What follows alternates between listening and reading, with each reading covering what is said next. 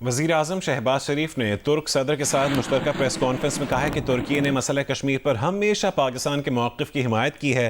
पाकिस्तान क़िब्रस के मामले पर हमेशा तुर्की के मौक़िफ़ की हिमायत करता रहेगा। वज़ीर आज़म का कहना था कि दहशतगर्दी के खिलाफ पाकिस्तान और तुर्की का मौक़िफ़ एक ही है।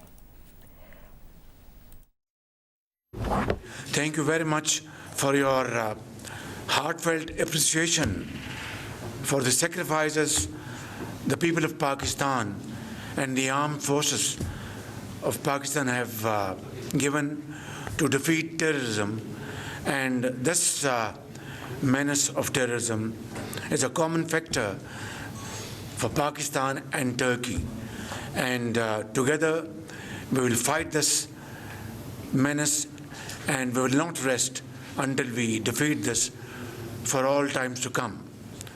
Afghanistan is a neighboring country, and we expect that Afghanistan will cooperate in fighting terrorism and not spreading terrorism. And in that, we are together. Thank you very much for your visit. We are extremely grateful for your time and commitment to the people of Pakistan. And long live Turkey-Pakistan friendship and brotherhood. Long live Turkey and Pakistan's commitment towards progress and prosperity. We are Kardesh. Teşekkür ederim.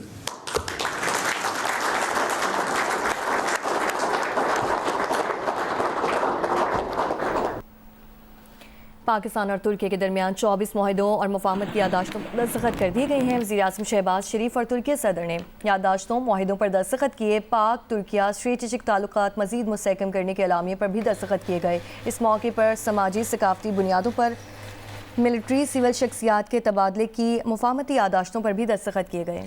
Air force electronic warfare से मुतालिक मफाहमत की यादाश्त पर दस्तखत किए गए। Energy transition के शोबे में ताउन की मफाहमत यादाश्त पर भी दस्तखत किए गए, जबकि कानकनी के शोबे में ताउन की मफाहमत यादाश्त पर भी दस्तखत हुए हैं।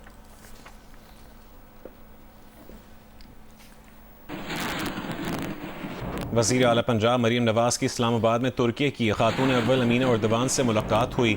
वज़ीर आला पंजाब मरीम नवाज़ ने खातून अव्वल अमीना उर्दवान का पाकिस्तान आमद पर शुक्रिया अदा किया। वज़ीर आला पंजाब मरीम नवाज़ ने पाकिस्तान तुर्की पार्टनरशिप बराए सस्टेनेबिलिटी के तहत सर्कुलर इकॉनमी की तकरीब में शिरकत की।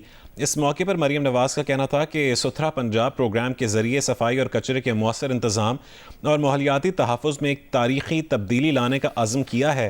सुथरा पंजाब के तहत एक नई इंडस्ट्री बन रही है, जिससे 1 लाख से ज़्यादा मुलाजमतों के मौक़े पैदा होंगे। इससे न सिर्फ रोज़गार में इजाफा होगा बल्कि पंजाब की मकामी मईशत भी मुस्तहकम होगी।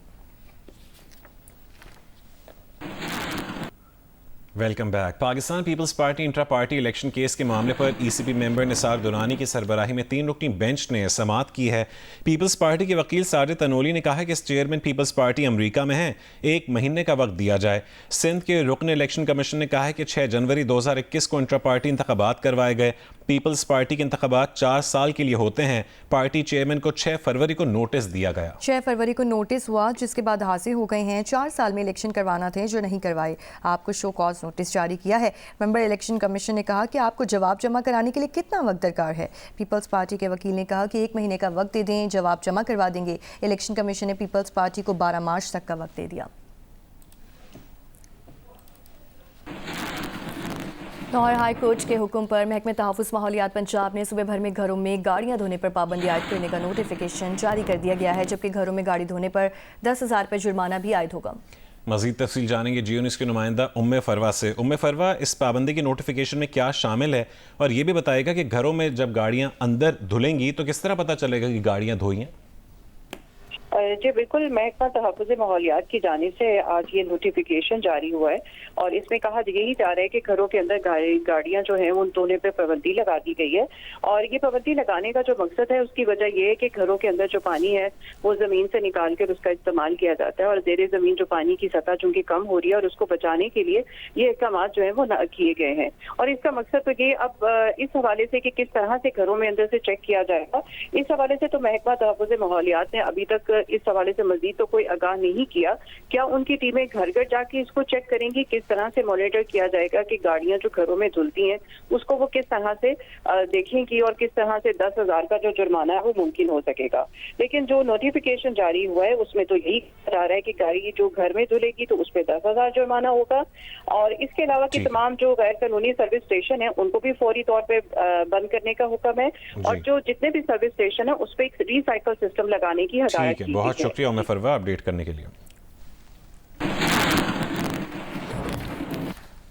RCB की तारीखी मेले का आगाज़ हो चुका है। इफ्तिताही तकरीब में फ्लावर शो, मुल्क भर से लाए गए आला नस्ल के जानवरों की खरीद फरोख्त, ज़रई नुमाइश और कल्चरल शो का एहतमाम भी किया जाएगा। मज़ीद जानेंगे जाहिद बलोच से।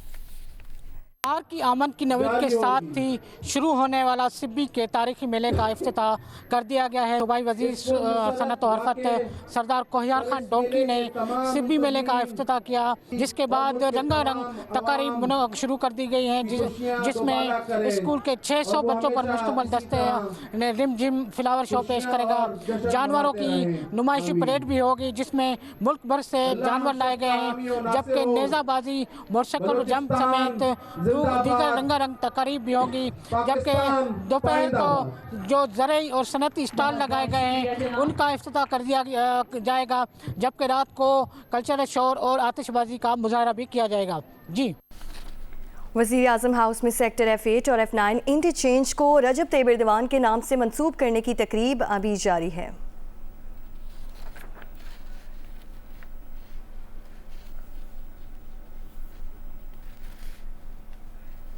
वज़ीर आज़म हाउस में सेक्टर F8 और F9 इंटरचेंज को रजब तैयब एर्दोगान के नाम से मंसूब करने की जो तकरीब है वो जारी है। हुकूमत पाकिस्तान की जानिब से ये तकरीब मुनक़िद की गई है, और इस वक्त वज़ीर आज़म शहबाज शरीफ और रजब तैयब एर्दोगान इस तकरीब में मौजूद हैं, और इसके अलावा इसहाक डार और अताउल्लाह तारड़ भी इस तकरीब में मौजूद हैं। वज़ीर आज़म हाउस में सेक्टर F8 और F9 इंटरचेंज को रजब तैयब एर्दोगान के नाम से मंसूब करने की ये तकरीब जारी है, और इस तकरीब में वज़ीर आज़म शहबाज शरीफ भी मौजूद हैं। और आपको बताएं कि वज़ीर आज़म हाउस में सेक्टर F8 और F9 इंटरचेंज को रजब तैयब एर्दोगान के नाम से मंसूब करने की तकरीब अभी जारी है।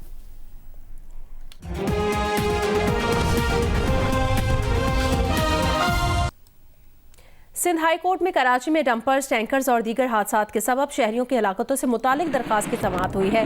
जस्टिस आगा फैसल ने रिमार्क्स दिए कि रोजाना खबरें आती हैं कि हैवी ट्रैफिक दिन के वक्त शहर में दाखिल नहीं हो सकता। इक़दाम करना तो एग्जीक्यूटिव की जिम्मेदारी है, अदालत कैसे मुदाखलत कर सकती है? दरखास्त गुजार के वकील ने कहा कि यह बुनियादी इंसानी हुकूक का केस है, अदालत केस सुनकर फैसला कर सकती है। अदालत ने दरखास्त काबिल समाअत होने से मुतालिक दलाइल तलब कर लिए। अदालत ने पूछा कि बताया जाए अदालत एग्जीक्यूटिव के इख्तियार में कैसे मुदाखलत कर सकती है। तफसील जानेंगे अमीन अनवर से। अमीन, बताएगा मजीद क्या डिटेल्स हैं? जी बिल्कुल, सिंध हाई कोर्ट के 2 रुकनी आईनी बेंच ने आज शहर में हैवी ट्रैफिक, डंपर, टैंकर और ट्रॉलर के दाखिले पर पाबंदी से मुतालिक दरख्वास्त की समाअत की है, जिसमें दरख्वास्त गुजार का यह मौक़िफ़ था कि आए रोज टैंकर हादसात में शहरियों की हलाकत हो रही है, और रवां साल अभी तक 1.5 माह में तकरीबन 100 के करीब शहरी जो है वो हलाक हो चुके हैं, जबकि 2024 में 700 से ज़ायद शहरी हैवी ट्रैफिक का निशाना बनकर अपनी जान गंवा बैठे हैं, जिस पर अदालत ने ये रिमार्क्स दिए कि बताया जाए कि यह दरख्वास्त किस तरह काबिल समाअत है और अदालत इंतजामिया के इख्तियारात में किस तरह मुदाखलत कर सकती है। मुदाखलत कर सकती है। शुक्रिया अमीन अनवर, आपने अपडेट किया।